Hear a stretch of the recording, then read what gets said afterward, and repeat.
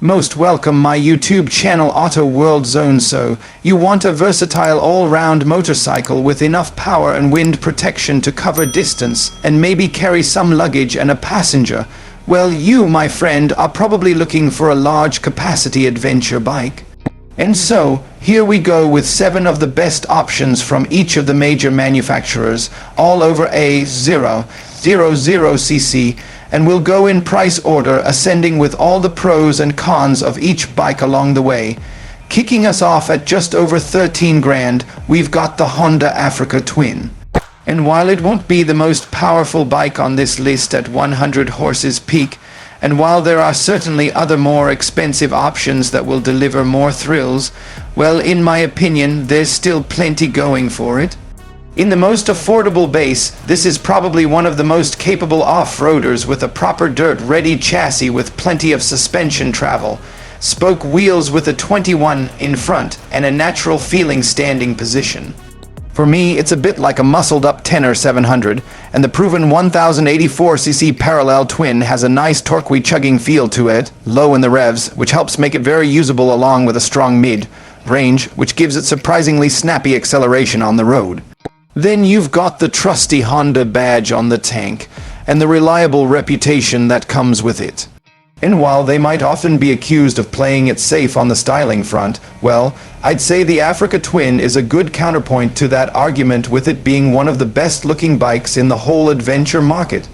For those looking to go a little further afield, you might want to look at the Adventure Sports version, which gets a bigger fuel tank, a slightly lower slung stance, and a 19 in front wheel for a balance of on and off-road performance.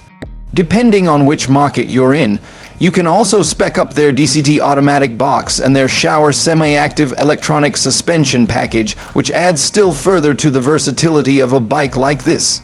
The only negatives for me of either version would be the tech, which could be a little more intuitive, and perhaps the engine will leave the thrill-seekers and the fully loaded up tourists wanting a little bit more. Next up though, we've got the Suzuki V-Strom 1050, which I was surprised to see comes in a little more expensive than the Africa Twin. You see, back when it was launched in 2020, the base model came in at about 10 grand. And while it was pretty stripped back in spec in order to hit that price point, well, it was still perhaps worth a demo with it, offering all the basics of a big adventure bike at a really reasonable price, and all built around a big V-twin. But for this year at 1/2 grand, it's looking a little more difficult to recommend, especially considering it's fairly weighty at over 240 kg curb for the standard model and over 250 for the off-road Ready D version, which sits really quite tall at 880 mm. I do like the looks, however, with the semi-retro headlight and graphics, and I generally find Suzuki's tech quite easy to get on with. But personally, I think for the same money, realistically, I'd be choosing the Africa Twin.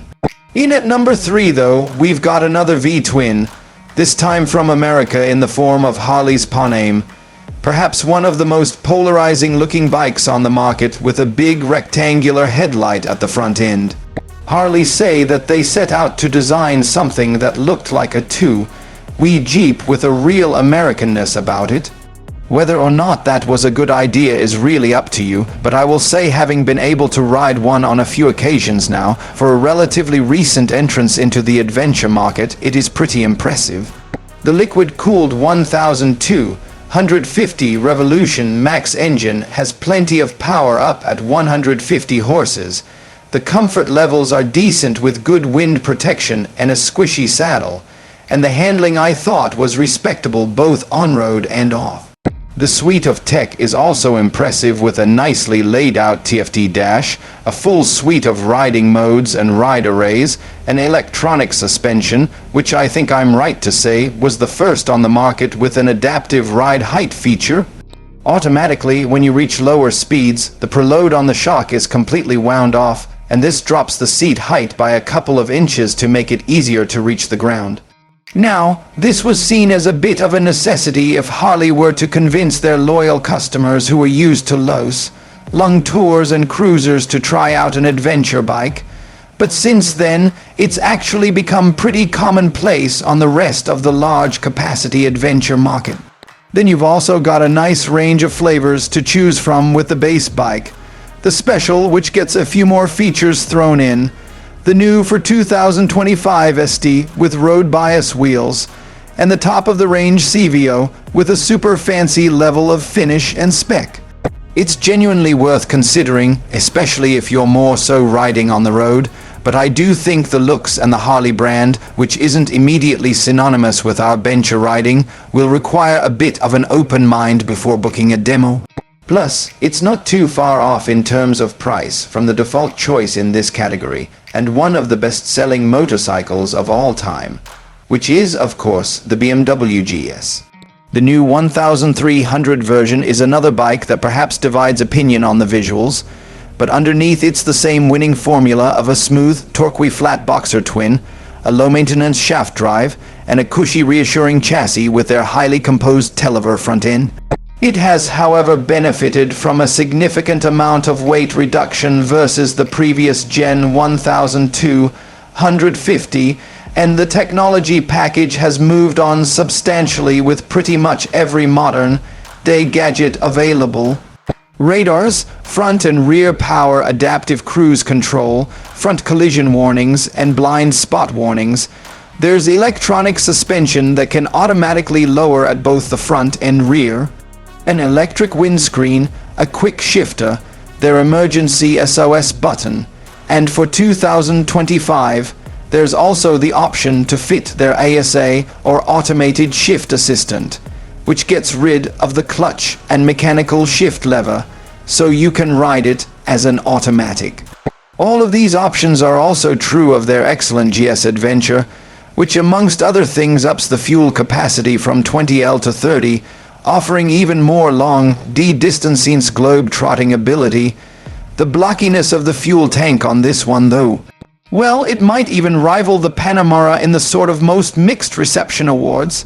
But again, in terms of the riding experience, it's every bit as good as the last GSA and even better in quite a few regards. The only potential hurdle is the price, which rockets if you get stuck in with all these options and bits of tech, with a fully spec'd out GSA with the ASA and the radars and the electronic suspension costing much more, like 25 grand. Triumph's alternative would be the Tiger 1200, which also comes in a few different variants, with the GT being the more road-focused, the Rally being the off-roader. And while each of them comes with a standard 20L tank, you can also upgrade them to the Explorer version for a 30L tank and some nice little extras like the rear-facing radar for blind spot warnings. The engine configuration on these bikes is unique in this market, with an inline triple that gets their signature TW lane crank for a completely original sound and feel that's somewhere in between a V-twin and a regular triple. It's a very fun engine with bags of power in reserve. It's decent off-road too, with a nice spread of torque. And the only thing I would caveat it with is the increased level of vibes versus a regular non-T-plane triple. More recent versions have had the engine tweaked to smooth it out a little, and while these new measures have certainly improved things, fundamentally I don't think it'll ever rival the GS Boxer for smooth distance riding.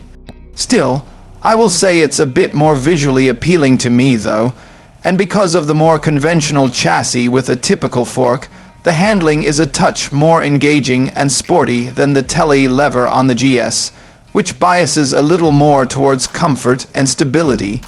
Technologically, the Tiger's not quite up there anymore with the GS since the 1300 update. But then you've got to say at $19,695 for the top-of-the-range Rally Explorer, which includes a lot of the accessories as standard, well, it is quite a lot more affordable if you're looking for something with more features. KTM announced the new 1390 versions of their Super Adventure at the back end of last year, with a whole host of improvements, including an Evo version which got their AMT or automated manual transmission to go toe-to-toe with BMW ASA. But having put themselves into self-administration at the turn of the year off the back of a couple of years of poor sales, well, they've had to pause production while they went through a lengthy process of restructuring, finding investment, and a bunch of court proceedings.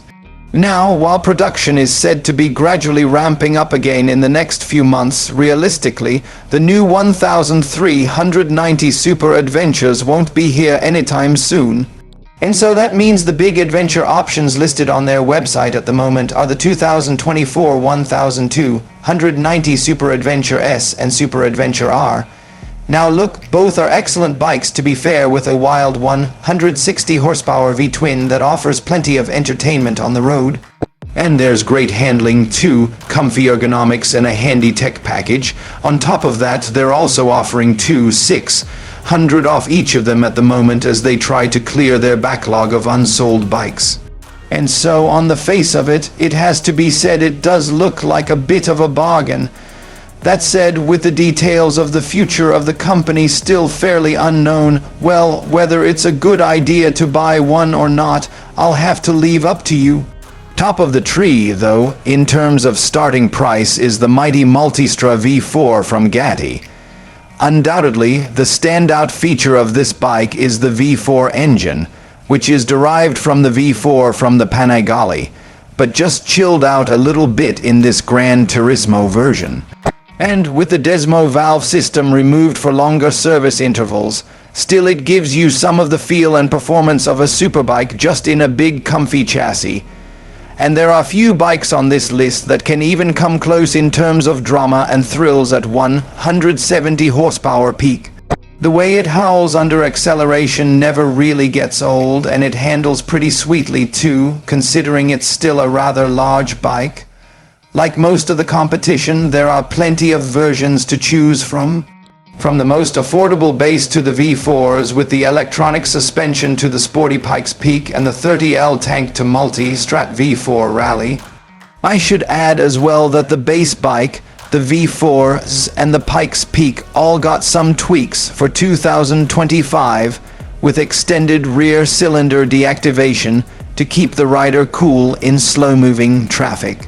Upgraded rider raids and the electronic suspension on the S and Pikes Peak, and also a bit more space for the passenger by moving the luggage back. Yes, these ones do come in relatively expensive. But if you want to go very, very fast and be very, very comfy at the same time, then there is little else that can rival them. As always, I'd love to know which bike you'd pick though, so do let us know down in the comments below.